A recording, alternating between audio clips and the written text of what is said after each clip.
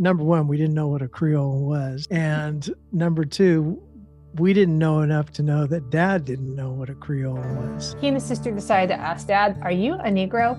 The answer to that was not black or white because, like my family, Charlie's family has Redbone heritage from Louisiana. In fact, I think we may actually be related. He is a famous musician here in Nashville, a Grammy Award-winning producer. We got talking because of one of my Redbone videos, and he has a new book that's coming out. Chapter 2 of this book is all about his family's story. And hopefully in this story, you'll see parts of yours as well. First of all, thank you for having me on your show. And for your listeners, I'm Charlie Peacock, but I was born Charles William Ashworth, and a very proud member of the Ashworth family. Its origins in Louisiana and Texas, at least within the last 5 and 6 generations. And I'm just happy to be on the show and riff with you and explore with you and talk with you about this fascinating subject of ancestry, surprise ancestry, even, deep surprise ancestry that many of us, not just Americans, but certainly the melting pot that America is, many of us have. And because we're so forward thinking, we are this pioneer country, we forget that going backwards to go forward is also a smart move, Beautiful. Going back and picking up the history and the stories and then moving forward again. That's beautiful. And I have been reading through the entire book, but we're going to talk about chapter 2 of a book that is not out yet. I'm pretty sure this is like a pre-release special version. When's it coming out? Yeah, February 4th, 2025. Okay. All right. And for those of you that are in the Nashville area, I will be at Parnassus Books on February 4th.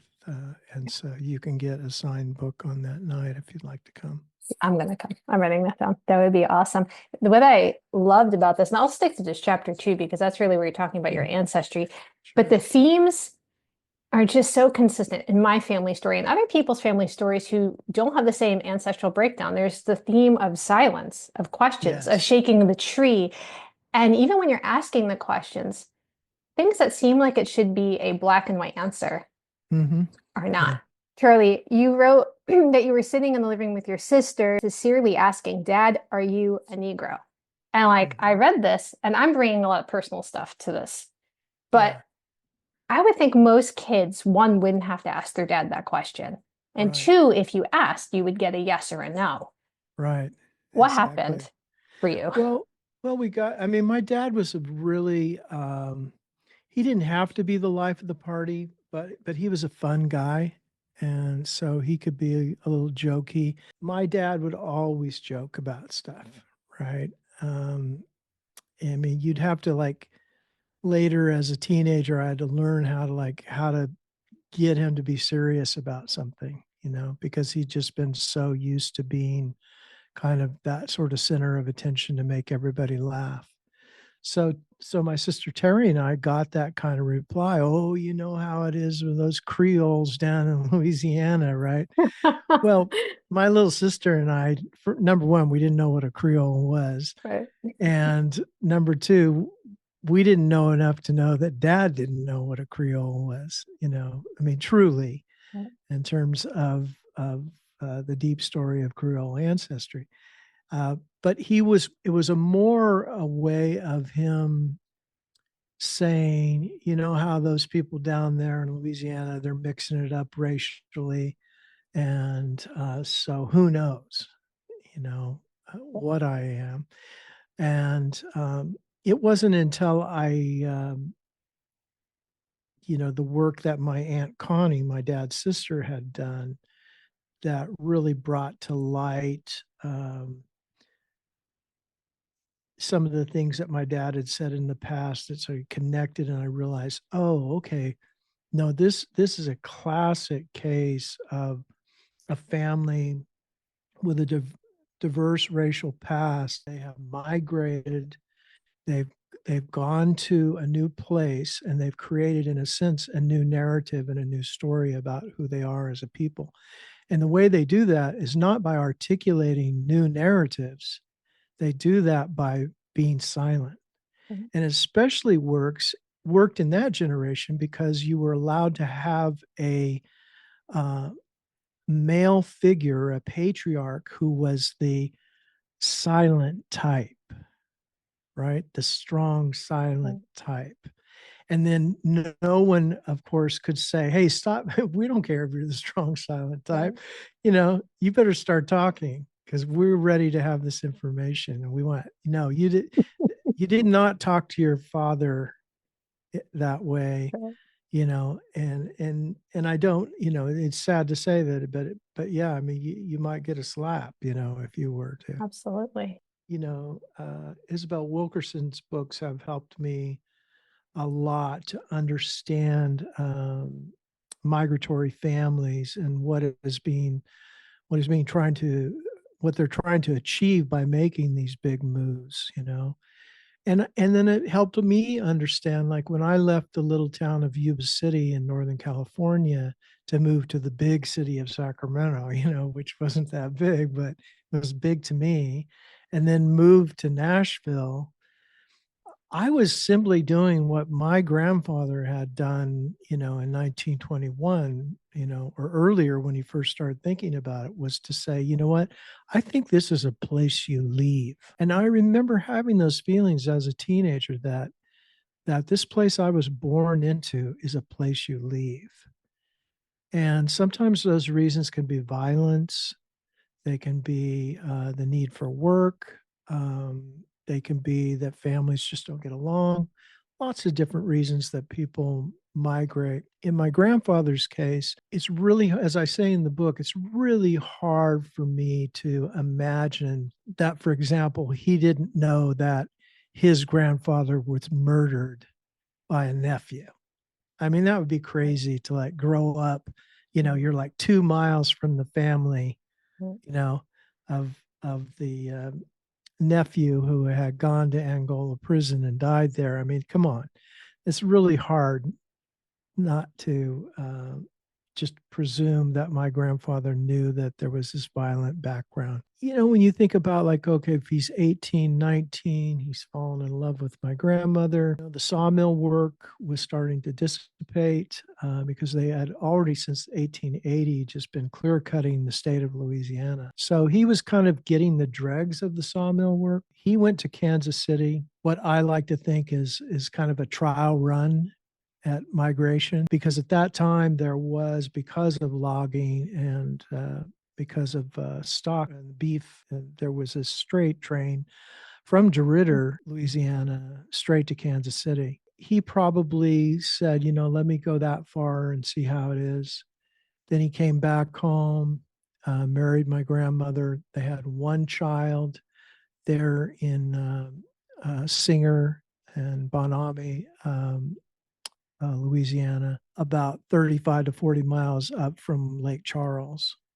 It's funny you say Lake Charles because I did the ancestry DNA test. I'm sure you've done them all too. Mhm. Well, I know you said you did at least one in your book. You said, Yeah, I've done I think I've yeah, done four of them. Yeah. I've done a bunch. And one of my ancestry communities was Lake Charles. Like that was the Hmm. community, which was really surprising because this was before I didn't understand how the Creole culture worked. Like I knew where my great grandmother, because we're about a Yeah. generation apart. So, your grandfather was born when my great grandmother was born. She was born in 1900 in Louisiana. Right. I didn't understand this was such a big experience. And Yeah. even coming into the word Redbone, and I want to get to Mhm. that because Yeah. that's that there are a lot of feelings that come with that word, but both of our Hmm. ancestors that has been attached to them historically as part of these communities. Walk me through a little bit what it was like to find a connection to a family like the Ashworths, because as I've been Hmm. doing my research, I mean, this is like, I mean, it's the Ashworth Act. I mean, there's Yeah. like legislation based on your Yeah. ancestors. It's pretty crazy history to not have any clue. Yes, exactly. Yeah. In fact, I printed this out for our conversation, but right here I have just a printout of a handful of books that featured my great grandparents. Free Blacks in Antebellum, Texas, The Birth of Black America, Black Cowboys of Texas, A Journey Through Texas, North American Cattle Ranching Frontiers, Black Texans, The Negro in the Making of America, Black Cowboys in the Old West, and so on and so on and so on. So I've spent the last 2 decades collecting nearly everything in print in America, including some of the older, just online printouts from the Journal of Negro History that Carter Woodson was so much a part of. And, you know, it's so interesting to me to have had someone like Carter Woodson and Frederick Law Olmsted interested in my family and to have written about them, Right. and us not know any of that, and I think part of it too is that they're, apart from my Aunt Connie, who approached it really from a traditional ancestry search. Okay, I've lived a certain amount of time, and now I'm going to dedicate some time each day to begin to put together our family tree. And I'm so grateful for the intellectual curiosity that she had. But I'm equally grateful that somehow, when she sent around to the different family members, like, here's what I found, that because of who I am as an artist, I had the intellectual curiosity to look for the narrative. Once I started poking around looking for the narrative, I realized that we've been hiding in plain sight for 400 years. That was the secret. That was the secret that my grandfather was keeping. I don't know how much you want to parse this out, but one of the things that has come up a lot with people in the comments, because a lot of people who identify as Black are very invested in understanding in these stories because they understood that this was happening when I didn't know what the term white passing was, or passé blanc. Like, I didn't know what that was. Mm-hmm. And so when I started to share the family story, I was like shocked by the emotional response I got from strangers who were invested and also working through feelings of anger of family members that they lost, who have, you might say, like, hiding in plain sight. Yeah. How do you feel when you see your family, your direct family, like I have seen, listed as Black in these Black spaces? And I say Black because that was the terminology that's being used, right? We don't have those experiences. How have you articulated this to your children? Has this changed how you see yourself, how you see the world? And I know this is probably still in motion. Yeah, it has. It has. And I had to really work out how I would speak about it, because if in the beginning I talked about it and I realized, like, people's eyes are glazing over, or people, might be like, I don't, what's this, or the worst absolute comment that I'll just say honestly, I can't stand when I get this comment, which is, well, I guess we're all a little bit of a mutt. From Africa is the other one. Yeah. I'm like, okay, well, I'm talking my great grandma, not, Yeah, exactly. So you're trying to have a serious conversation about ancestry. You're not making a claim that, hey, I grew up as a Black person in Black spaces in America. But at the same time, if you're really parsing the English language correctly and accurately, there's a part of you that can say, yes, I am African American in terms of ancestry. In fact, I can be more specific that I am Angolan in terms of Western African ancestry. So you could speak in terms of that, and sort of say, but I'm not making these claims about ethnicity. I'm not making claims about identity. I recognize that I lived as a white person in white spaces, but that also required that my grandfather was a transitional generation, right? And because he left, had he not left Louisiana, he would have always been a Redbone. That's right. And because he had a very strong melanin, So all he had to do was like spend one day, without a hat and out of the sawmill shed, right? And he would be darker than many black people that I know, right?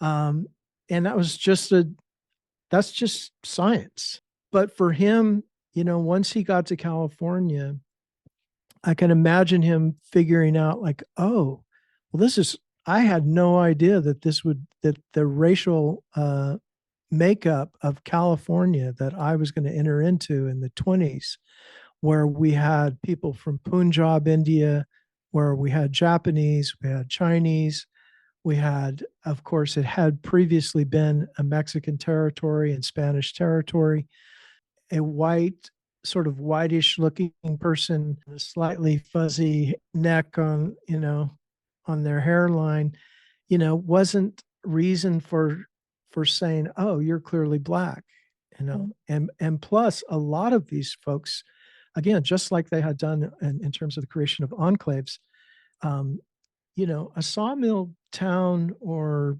collection of 10 cabins, is it's an enclave, not unlike, living in an enclave in Singer, Louisiana. And so they really did that for a long time. My grandparents just traveled from sawmill camp to sawmill camp. And it wasn't until much later in life that they settled down and lived in a house. Amazing.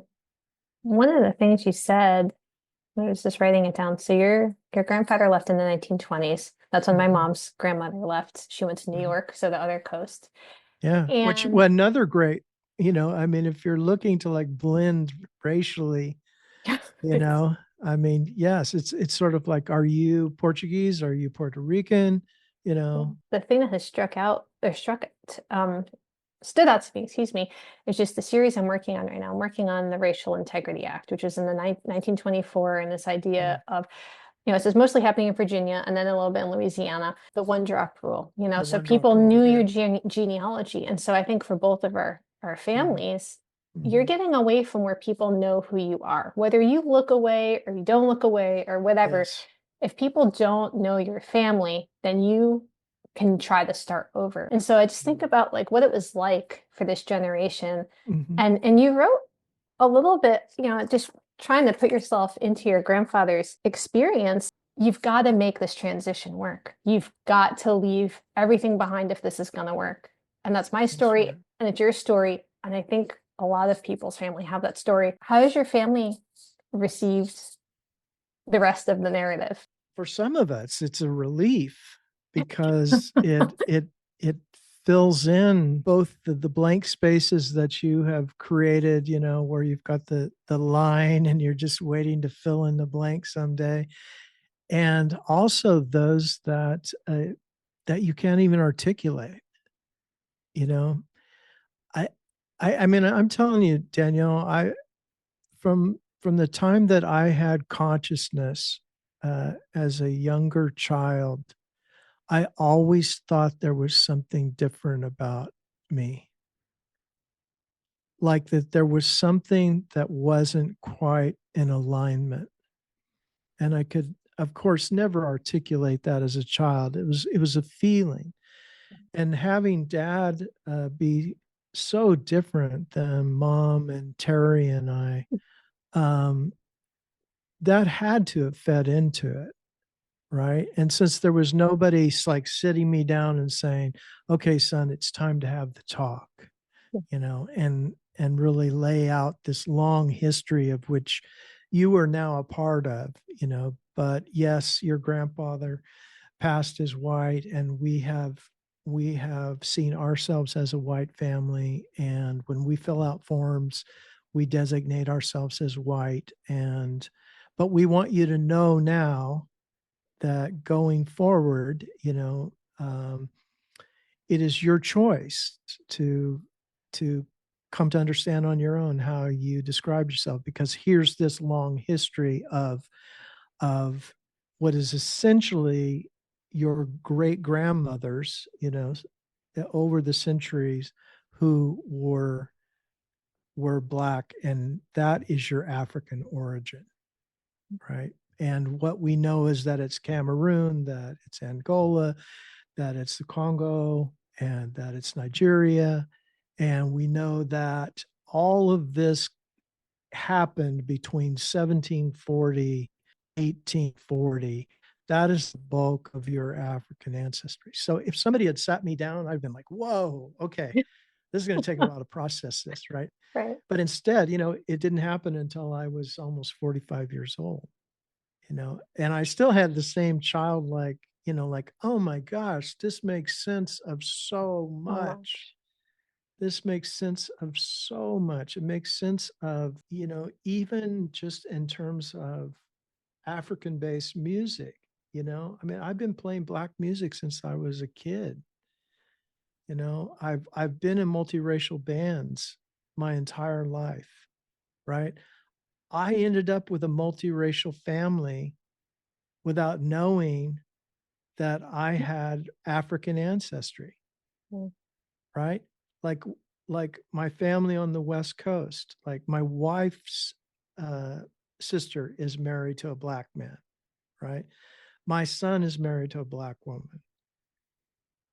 I have Black grandchildren.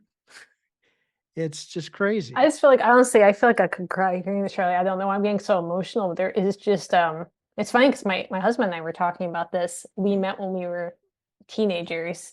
Mhm. I'd never taken a DNA test or anything, but his he ended up taking one with me. And his family story is a little different, but he has Puerto Rican heritage, which is very Uh-huh. similar to Creole and Mexican and English.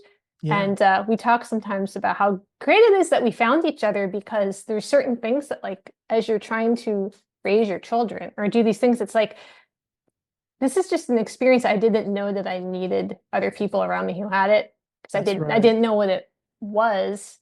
Right. Um, but it's amazing too because I have had so many people say that like you're sometimes just drawn to Yeah. things that you don't even realize why are they feeling similar? Why does this feel okay? Right. Um, I don't know, but it's emotional though. It's just super It's emotional. very Good, emotional. bad, anger, all everything. Everything's in there. Relief. But what it is not sterile. Like there's just No, so much still. no. I And can yeah, I'll be spending the rest of my life, same. processing this. But as I said, it's really wonderful to be able to process it in terms of the family dynamic that we have.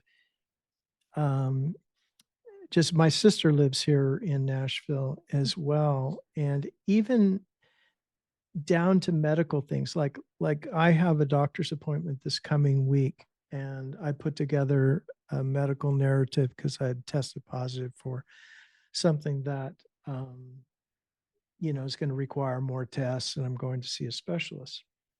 So in the medical narrative, I said, I told her, I said, I just want you to know that I am designated white. I've lived in white spaces my whole life. I'm obviously visually white, as people understand that to be.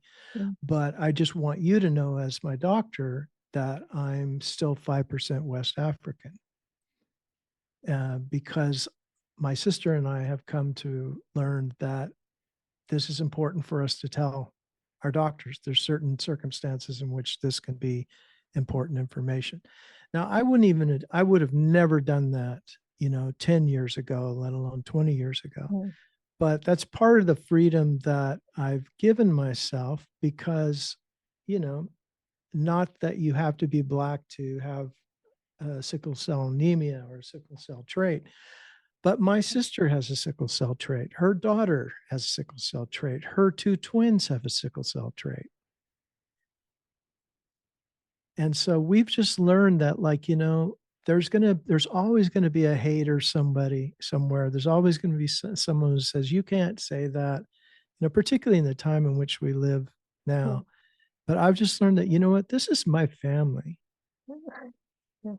And, we're going to take care of our own family. If you have a problem with our family, that's just you. Yeah. No, but we're a multiracial family, and we're just going to take care of this. And so I kind of more boldly will do things like that now because it may, there may be a reason for it. I think it's beautiful. And I think probably like yourself, I have found it has just increased my empathy for my neighbors. One, because I'm realizing, wow, I'm probably, I not probably, I know I'm related to a lot of people who I think maybe they wouldn't necessarily know that we share ancestors, we share a family tree, Mhm. which has been amazing. But also, like you're saying, this idea of like occupying white spaces and things like I didn't grow up being told I was white. I Mhm. think we didn't get told anything really. We just got told No, like you're Italian and you're Irish or whatever. yeah. Um, We didn't even have that, we just, yeah, we were more, I think more from an economic standpoint. Like on my mother's side of the family, we had the Okie descriptor, yeah, right. so which came with its own baggage, But my dad had the like, hey, I was a poor kid dressed in hand-me-downs, living in sawmill towns. Just a little bit about the property in Louisiana that I think you said you still own, because I have been kind of on a mission to try to purchase one of my great grandfathers was enslaved, and then when he became free, he ended up getting land through one of the Homestead Acts, and so he Hmm. had a lot of land, and then ended up getting sold off as they were poor still, and they ended up needing the money. But I found the land, and I wanted to buy it, and I'm like, it's not going to do anything for me. I mean, it's purely sentimental. Yeah. So you still own land that was, I think, Ashworth land, right? It's Bagot land Okay. on Ashworth Road. Okay. But but but for example, there is an Ashworth person living next door to it, and many Ashworths lived on that road. But they basically lived on sort of on either side of the tracks. Like if you were to go to Singer, Louisiana right now, like if you turn, if you get to Singer and you turn left, you're going to go to Mystic, okay? And Mystic, Louisiana, which is where my great grandfather Calvin was born. And then if you turn right at Singer, you're going to go to where the Bagot homestead was and where other Ashworths lived. So it's a 40-acre plot. The property is actually legally owned by Danielle. I could say, I mean, it might be owned by 200 people, right? Who don't know that they have, a portion of that. What I Crazy. know is that the majority of the ownership of the property was given to my father by my great aunt and uncles. Wow. And part of that is because he cared for them till they died, and so that was just something that they did. And also he was like me. He was the one, um, nephew, son, grandson that was interested in it, but he never got to go there. He paid the taxes on it, for 20 years. And now I've been paying the taxes on the property for the last 25 years or so.